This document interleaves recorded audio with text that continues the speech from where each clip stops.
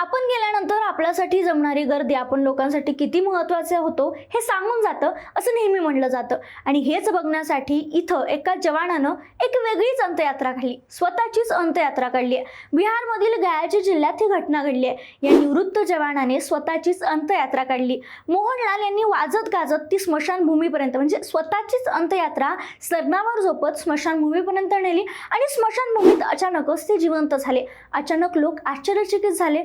आणि मग हे सगळं त्यांनी का केलं असं जेव्हा त्यांना विचारलं तेव्हा ते म्हणाले, माझ्या अंत्ययात्रेत कोण कोण सहभागी होतं हे मला स्वतःला बघायचं होतं. लोक मला किती आदर आणि प्रेम देतात हे मला जिवंतपणे जाणून घ्यायचं होतं आणि म्हणूनच मी जिवंतपणे माझी अंत्ययात्रा काढली असं ते म्हणाले. मोहनलाल यांनी समाजसेवेसाठी योगदान दिले. पावसाळ्यात श्रवणदानात होणारी अडचण पाहून त्यांनी स्वतःच्या खर्चातून गावात सुविधांनी युक्त मुक्तिधाम स्मशानभूमी बांधली आणि ही जी खोटी अंत्ययात्रा त्यांनी स्वतःचीच काढली याची सगळीकडे मोठ्या प्रमाणात चर्चा होते. त्यांच्या या स्टंटबाजीला किंवा या गोष्टीला तुम्ही काय म्हणाल? कमेंटमध्ये नक्की सांगा.